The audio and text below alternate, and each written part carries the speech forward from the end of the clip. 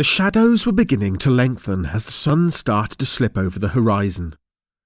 The Rock of Gibraltar was shimmering bright red on this clear summer evening. Silhouetted against the fading background was a lone, hunched figure sat on a craggy outcrop gazing out to sea. The outline was that of a large-boned male. The man had distinctively broad shoulders that matched his equally bulky body shape. Clothes he wore were fashioned crudely out of animal pelts, and they left his arms and legs bare. There was long and unkempt hair and rough stubble around his face, which is what one would expect considering the time period. His facial features were more surprising, however. He had a protruding lower jaw, thick neck, and bulky facial features. His nose was wide and flat and was squashed across his face, almost comically. Finally, his bulbous lips were rather ape-like, and his whole head shape was long, flat, and elongated. This man was not Homo sapien, a modern human. He was a different species, Homo neanderthalis, a Neanderthal. His face looked sad and deep in thought, and his dark brown eyes were gazing off into the distance.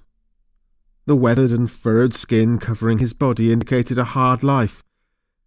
He was probably in his mid-30s, and as few members of this species live beyond 40, this was an ageing man. It had been a long time since he'd seen another member of his own kind. Food had been scarce over the past few years, and his own social group had seen its numbers dwindle down to single figures.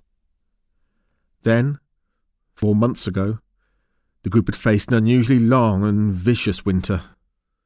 Most of the group had succumbed due to lack of sustenance and the biting cold wind sweeping down from the north. Those who remained were left looking for food, and as each day passed, fewer returned. Then, one day, he was the only one who came home. A rockfall accident left 2 of his hunting partners dead, and him with a broken ankle. He was by himself. He had searched for the others, but to no avail. He was weaker than he once was, and the injury was obviously slowing him down.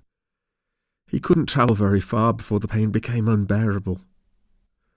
This had made it more difficult for him to find food, and for the last 2 months he'd been surviving on sparse vegetation, small fish, and the odd small animal. Could it be he was the last of his kind? The very last Neanderthal? A whole species unable to adapt to its changing environment had been brought down to this one man. The man gave a long sigh and stood up. His face winced in pain as he put pressure on his injured leg. Turning away from the now fast disappearing sun, he began to limp slowly towards a small sea cave. Breathing heavily now, he settled down onto a small bed made from dry, clean vegetation. He pulled some more layers of animal skin around himself as protection from the chill of the night air. Gradually, he drifted off into a deep sleep. His breathing was difficult and laboured. His chest rose and fell heavily and steadily. Finally, sometime in the early hours of the morning, it fell for the last time. The Neanderthals were now extinct. Homo sapiens were now the only human species on the planet.